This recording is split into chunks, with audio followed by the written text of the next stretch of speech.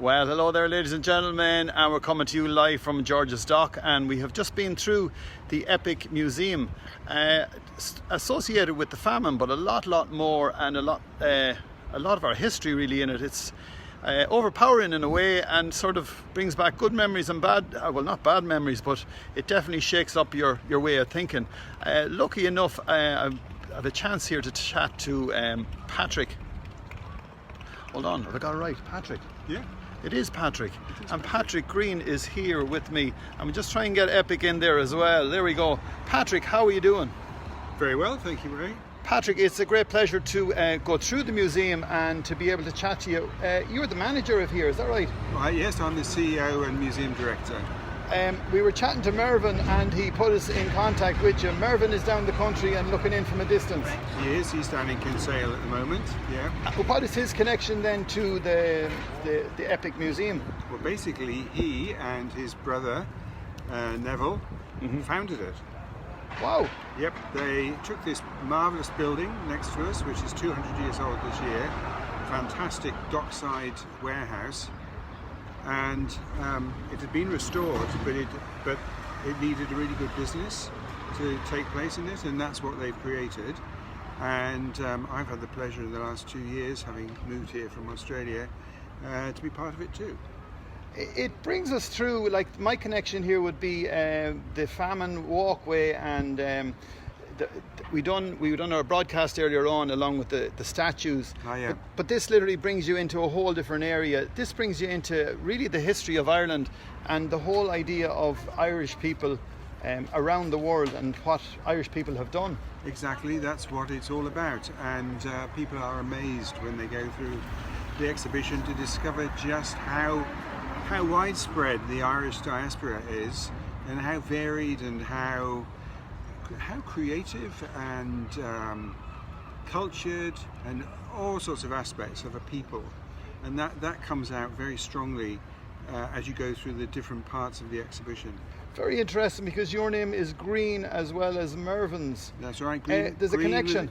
Greene with an E on the end, yes, we're cousins, and our family comes from County Clare, and our fathers were, there were 10 brothers and sisters. One could inherit the farm, and the others scattered around the world, and so in my generation we have people from all over, and like many families, very multicultural.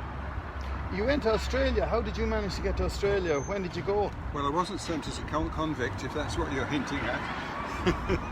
I was running a museum in Manchester, Museum of Science and Industry, and I was asked if I was interested in putting my hat in the ring for a job running the museums in Victoria.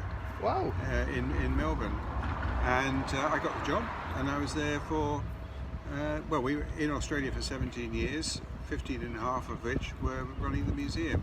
Huge museum, it's the biggest museum organisation in Australia. And what was in that museum? Was it based towards the history of Australia, a bit like this museum here? Well, we had 3 museums. One, the big new museum, which had everything from dinosaurs to indigenous cultures and so on. We had a science museum, but we also had an immigration museum, which was about all the people, including the Irish, who'd settled in Victoria and created a very successful multicultural society. This is absolutely class, and if anyone is out there and you're sort of hanging around with your kids especially, because it's very interactive and it does keep them quite busy going through the museum. Traditionally we would think of museums as old things, but this one is a very much, you have to, as I say, you stamp your password going through. It's interactive as well, because there's lots of stories going on, and you can definitely connect into all the history of Ireland. What's your favourite part of the museum here? Oh, now you're asking. Probably a different thing every day. I love the part about the way Irish people across the world have contributed in science and technology. That would be my favourite today, but tomorrow will be a different one. We went through that, and actually that really stood the hair on my head. I couldn't get over the amount of inventors that we've had Exactly. in the country, going back a lot of years. said to all the new inventors out there, what are we going to have in the future of new inventors? Or what is the Irish culture now at the moment? Like, where have we gone to? We've gone on to digital museums. Digital museums. Yeah, and this is it's not a museum with a collection of objects. It's a museum with a collection of stories, and you'll have found that as you went around the exhibition, and that is huge for the future. The way we can continue to reflect the changes in society here in Ireland. But to understand Ireland, you need to understand the people who left it, and we provide the keys to that. Well, look, Patrick, thank you very much for that quick, in-depth look. You'll have to come here, ladies and gentlemen, yourselves and check out our history. What days do you open? Is there an ordinary, what's the setup?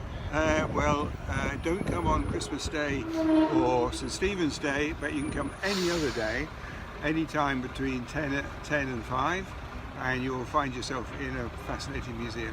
Another addition to the museum is we're going on the Jenny Johnson now in a little while. That is connected to the museum in a different way? Yeah, we run it on a collaborative basis with our friends who actually care for the ship and provide the information for visitors. It's a great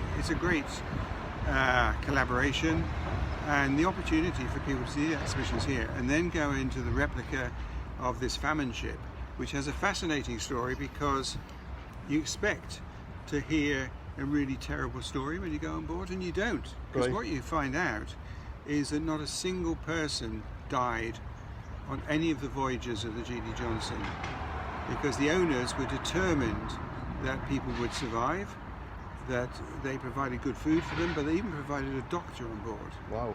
So that was pretty exceptional. So it's a great story, and that story is on the Genie. Well, thank you very much, Patrick, and we're delighted that we get a chance to chat to you on our channel. As I say, we're going live every day from Mullingar, promoting what's good and great about our town, but today we're going live from Dublin, and we're at the Epic Museum here with Patrick, and a great story. Thank you very much, Patrick. A pleasure, Ray.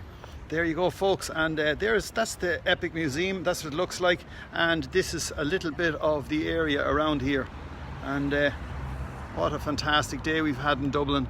And thank you for looking in, folks. Share with your friends, no matter where you are in the world. This is Ray Dolan from Mullingar, in Mullingar, but not exactly. We're in Dublin at the Epic Museum.